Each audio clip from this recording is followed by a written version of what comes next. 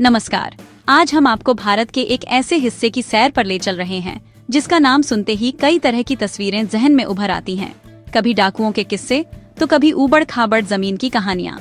जी हाँ, हम बात कर रहे हैं चंबल घाटी की। ये घाटी भारत के बिल्कुल बीचों बीच यानी हृदय में बसी है। यह कोई एक छोटा मोटा इलाका नहीं, बल्कि 3 बड़े राज्यों की सरहदों को छूती है। इसका फैलाव मध्य प्रदेश से शुरू होकर राजस्थान और उत्तर प्रदेश तक जाता है। सोचिए, एक ही जगह पर 3 अलग अलग राज्यों की संस्कृति और भाषा का संगम होता होगा। यह घाटी अपने आप में एक पूरी दुनिया समेटे हुए है, जो बाहर से जितनी रहस्यमयी लगती है, अंदर से उतनी ही जिंदा दिल है। इस घाटी की पहचान इसकी नदी से है, जिसका नाम है चंबल नदी। यह नदी किसी बर्फीले पहाड़ से नहीं, बल्कि मध्य प्रदेश के इंदौर शहर के पास जाना पाव की पहाड़ियों से निकलती है। यहाँ से निकलकर यह नदी एक लंबा सफर तय करती है। यह उत्तर दिशा की ओर बहती हुई राजस्थान में प्रवेश करती है, फिर मध्य प्रदेश और राजस्थान की सीमा बनाती हुई आगे बढ़ती है और अंत में उत्तर प्रदेश में यमुना नदी से जा मिलती है। यमुना नदी आगे जाकर गंगा में मिल जाती है, तो एक तरह से चंबल का पानी भी आखिरकार गंगा सागर तक पहुँचता है। इसका रास्ता सीधा सपाट नहीं, बल्कि घुमावदार और चट्टानों से भरा है, जिसने इस पूरे इलाके को एक अनोखा रूप दिया है। चंबल घाटी का नाम सुनते ही जो सबसे पहली चीज दिमाग में आती है वह है बीहड़। बीहड़ का मतलब है गहरी खाइयां और मिट्टी के ऊंचे नीचे टीले जो भूल भुलैया जैसे लगते हैं। ये बीहड़ बने कैसे? यह सवाल बड़ा दिलचस्प है। दरअसल हजारों सालों से चंबल नदी और उसकी सहायक नदियां जब तेज रफ्तार से बहती हैं, तो वे अपने साथ नरम मिट्टी को काट कर ले जाती हैं। इस प्रक्रिया को मृदा अपरदन या मिट्टी का कटाव कहते हैं। लगातार कटाव होने से जमीन में गहरी नालियां और खाइयां बन जाती हैं, जो धीरे धीरे विशाल बीहड़ों का रूप ले लेती हैं। यह प्रकृति की एक ऐसी कलाकारी है जो देखने में डरावनी लग सकती है, पर अपने आप में अनोखी है। इस घाटी की मिट्टी ज्यादातर जलोढ़ है, यानी नदियों द्वारा बहाकर लाई गई मिट्टी, लेकिन लगातार कटाव ने इसे खेती के लिए चुनौतीपूर्ण बना दिया है। यहाँ आपको अरावली और विंध्य पर्वत श्रृंखलाओं के कुछ हिस्से भी देखने को मिलेंगे, जो इस इलाके को और भी रगेड यानी ऊबड़ खाबड़ बनाते हैं। यहाँ की वनस्पति भी इस माहौल के हिसाब से ढल गई है। आपको यहाँ कटीले पेड़ पौधे जैसे बबूल, खैर और ढाक के जंगल मिलेंगे। ये पेड़ कम पानी में भी जिंदा रह सकते हैं और यहाँ की कठोर परिस्थितियों का सामना करने के लिए पूरी तरह तैयार हैं। ये पूरा इलाका प्रकृति के संघर्ष और संतुलन की एक जीती जागती मिसाल है, जिसे समझना किसी पहेली को सुलझाने जैसा है।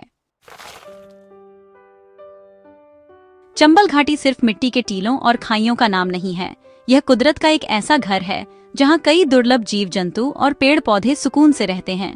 शायद आपको यह जानकर हैरानी हो कि भारत की सबसे साफ सुथरी नदियों में से एक चंबल नदी ही है। इसी साफ पानी की वजह से यहाँ ऐसे जलीय जीव मिलते हैं जो कहीं और आसानी से देखने को नहीं मिलते। इनमें सबसे मशहूर है घड़ियाल। लंबे और पतले मुंह वाला यह मगरमच्छ का भाई सिर्फ साफ पानी में ही रह सकता है। चंबल नदी घड़ियालों का सबसे बड़ा और सुरक्षित घर मानी जाती है। इसके अलावा यहाँ गंगा डॉल्फिन भी पाई जाती है, जो भारत का राष्ट्रीय जलीय जीव है। पानी के जीवों के साथ साथ यह घाटी पक्षियों के लिए भी किसी स्वर्ग से कम नहीं है। हर साल सर्दियों में हजारों मील दूर से प्रवासी पक्षी यहाँ आते हैं। साइबेरिया से आने वाले बार हेडेड गूज यानी राजहंस और यूरोप से आने वाले कई तरह के बत्तख और सारस यहाँ की झीलों और नदी के किनारों पर अपना डेरा डालते हैं। इन विदेशी मेहमानों के आने से पूरी घाटी चहचहा उठती है। यहाँ के स्थानीय पक्षियों में इंडियन स्किमर, सारस क्रेन और तरह तरह के किंगफिशर शामिल हैं। इन सभी जीवों को बचाने के लिए सरकार ने इस पूरे इलाके को राष्ट्रीय चंबल अभयारण्य घोषित किया है। यह अभयारण्य इन जीवों को एक सुरक्षित माहौल देता है, जहां वे बिना किसी डर के रह सकते हैं। अगर हम जमीन पर रहने वाले जानवरों की बात करें, तो यहाँ का जंगल भी बहुत समृद्ध है।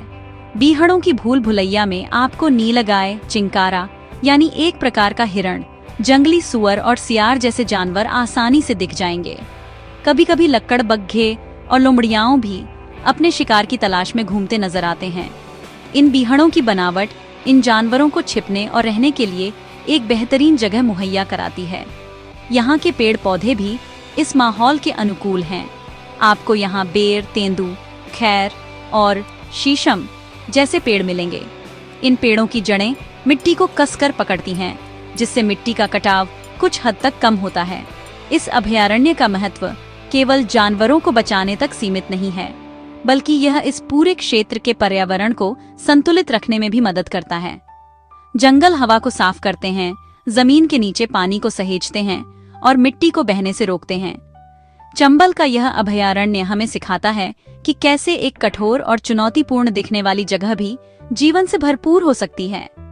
यह हमें प्रकृति का सम्मान करना सिखाता है, क्योंकि जब हम प्रकृति को बचाते हैं तो असल में हम अपने भविष्य को ही सुरक्षित कर रहे होते हैं। यह घाटी एक खुली किताब की तरह है, जिसके हर पन्ने पर जीवन का एक नया पाठ लिखा है। चंबल नदी सिर्फ जानवरों और पौधों के लिए ही नहीं, बल्कि इंसानों के लिए भी एक जीवन रेखा है। इस नदी के पानी में अपार शक्ति छिपी है, जिसका इस्तेमाल इंसानों ने अपनी जरूरतों को पूरा करने के लिए किया है। चंबल नदी पर कई बड़े बड़े बांध बनाए गए हैं, जो इस पूरे इलाके की तरक्की की कहानी कहते हैं। इनमें 3 बांध सबसे प्रमुख हैं। पहला है गांधी सागर बांध, जो मध्य प्रदेश में है। दूसरा है राणा प्रताप सागर बांध और तीसरा है जवाहर सागर बांध। ये दोनों राजस्थान में हैं। इन बांधों को बनाने का मुख्य उद्देश्य था बिजली पैदा करना और खेतों तक सिंचाई के लिए पानी पहुंचाना। इन बांधों में टरबाइन लगाकर पनप बिजली यानी पानी से बिजली बनाई जाती है, जो हजारों घरों और कारखानों को रोशन करती है। इन बांधों का एक और बहुत बड़ा फायदा है, ये बांध नदी के तेज बहाव को नियंत्रित करते हैं। जब बारिश के मौसम में नदी में बाढ़ आती है तो ये बांध अतिरिक्त पानी को अपने विशाल जलाशयों में जमा कर लेते हैं। इससे न केवल बाढ़ का खतरा कम होता है, बल्कि मिट्टी के कटाव पर भी कुछ हद तक रोक लगती है। बांधों से नहरें निकालकर पानी को दूर दराज के उन खेतों तक पहुंचाया जाता है, जहां पहले पानी की कमी के कारण खेती करना मुश्किल था। इस तरह जो जमीन कभी सूखी और बंजर हुआ करती थी, आज वहां भी हरियाली लहलहाती है। ये दिखाता है कि कैसे विज्ञान और इंजीनियरिंग की मदद से हम प्रकृति की चुनौतियों को अवसरों में बदल सकते हैं। चंबल घाटी की जमीन भले ही बीहड़ों के कारण मुश्किल हो, लेकिन जहां भी समतल जमीन और पानी उपलब्ध है, वहां के किसान जमकर मेहनत करते हैं। यहाँ की मुख्य फसलों में गेहूं, सरसों, चना और बाजरा शामिल हैं। सर्दियों के मौसम में जब आप इस इलाके से गुजरेंगे तो आपको दूर दूर तक सरसों के पीले फूलों के खेत ऐसे दिखेंगे जैसे किसी ने जमीन पर सोने की चादर बिछा दी हो। यहाँ के किसान पारंपरिक तरीकों के साथ साथ अब नई तकनीकों का भी इस्तेमाल कर रहे हैं, ताकि पैदावार बढ़ाई जा सके। सिंचाई की सुविधा होने से अब साल में 2 से 3 फसलें लेना भी संभव हो गया है, जिससे किसानों की आमदनी में सुधार हुआ है। खेती के अलावा यहाँ के स्थानीय जीवन में फलों का भी बड़ा महत्व है। यहाँ आपको बेर, अमरूद और आंवले के बाग भी मिल जाएंगे। ये फल न केवल स्थानीय लोगों के खानपान का हिस्सा है, बल्कि बाजारों में बेचकर वे कुछ अतिरिक्त कमाई भी कर लेते हैं। यहाँ का जीवन चुनौतियों से भरा है, लेकिन यहाँ के लोग मेहनती और जुझारू हैं। वे प्रकृति के साथ तालमेल बिठाकर जीना सीख गए हैं। चंबल के बांध, नहरें और खेत इस बात का सबूत हैं कि सही योजना और मेहनत से किसी भी इलाके की तस्वीर बदली जा सकती है। ये घाटी हमें सिखाती है कि विकास और पर्यावरण के बीच संतुलन बनाना संभव है। चंबल घाटी का जिक्र हो और डाकुओं की बात न हो, ऐसा हो ही नहीं सकता।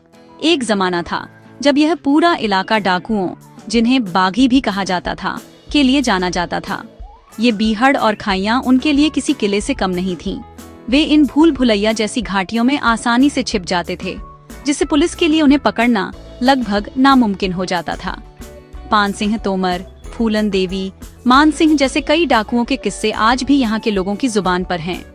ये कहानियां हमें बताती हैं कि उस समय यहाँ गरीबी, जमीनी विवाद और सामाजिक अन्याय जैसी समस्याएं थीं, जिनकी वजह से कई लोग हथियार उठाने पर मजबूर हो गए थे। इन डाकुओं का अपना एक अलग ही कानून और उसूल हुआ करता था। वे अक्सर अमीरों और जमींदारों को लूटकर गरीबों की मदद करते थे, इसलिए कुछ लोग उन्हें रॉबिन हुड की तरह भी देखते थे।